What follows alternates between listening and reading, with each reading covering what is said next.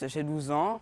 Je viens de France, de Paris plus précisément, et je suis écrivain et collégien. Donc nous sommes à Abidjan, en Côte d'Ivoire, à la fondation Ampateba. Suivez-moi.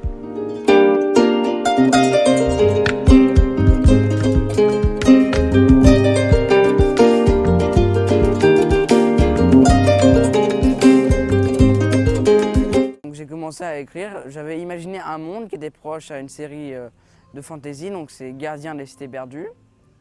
Et donc je me suis imaginé, je me suis dit, là il faut que je fasse par écrit, sinon je vais tout oublier. Je l'ai fait par écrit et j'ai écrit pendant environ 6 mois. Et c'est là où j'ai compris que mon style était assez mature pour que j'écrive un vrai roman. Je suis un garçon comme les autres, je joue aux vidéos, je fais du foot, mais c'est juste qu'à un certain âge, j'en avais un peu marre de faire tout le temps la même chose, donc j'ai écrit. Donc ma passion de l'écriture est née déjà de mon héritage familial. Donc il y a Cyrano de Bergerac, Edmond Rostand qui avait écrit de Cyrano de Bergerac, donc ce qui est une très grande fierté pour notre famille.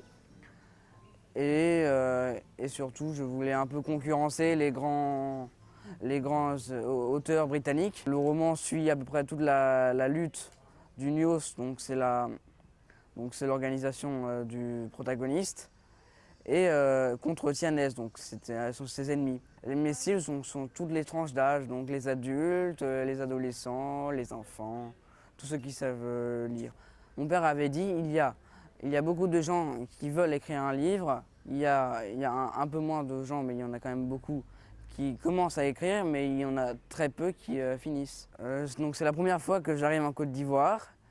Et j'ai choisi la fondation Amadou Ampateba parce que c'est à peu près, moi je dirais, un des piliers de la francophonie. Amadou Ampateba, je m'en sers comme une figure d'exemple parce que j'aimerais bien devenir comme lui, donc très connu, très brillant surtout. La culture africaine, c'est une culture pleine de valeurs, qui a énormément d'originalité. J'ai fini de parler de moi, on va aller voir mon père.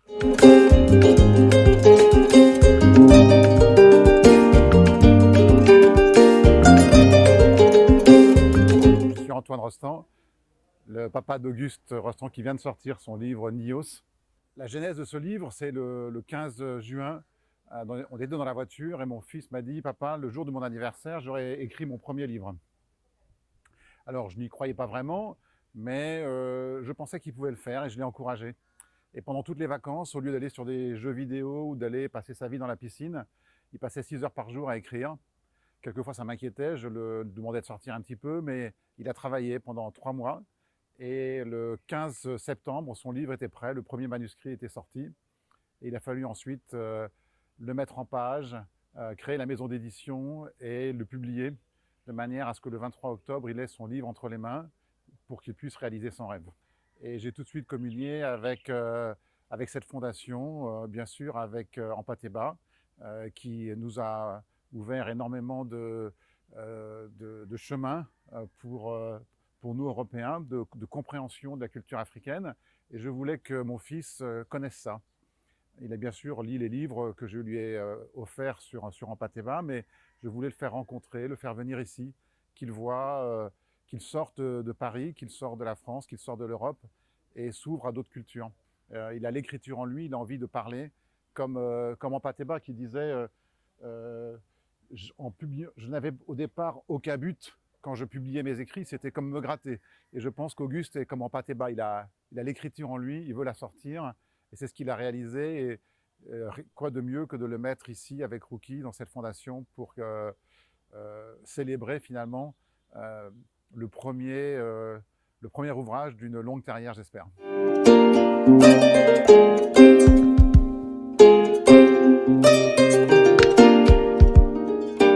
Une des filles d'Amadou Ampateba, directrice de la fondation dédiée à sa mémoire. La vocation première de la fondation est d'ordre culturel, mais aussi pédagogique.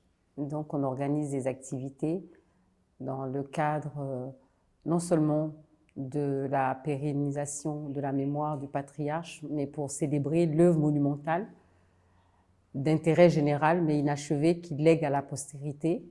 Et donc, c'est un énorme héritage qui se compose non seulement d'œuvres publiées, mais nous avons également un fonds d'archives non encore exploitées, fruit de plus de 50 années de recherche.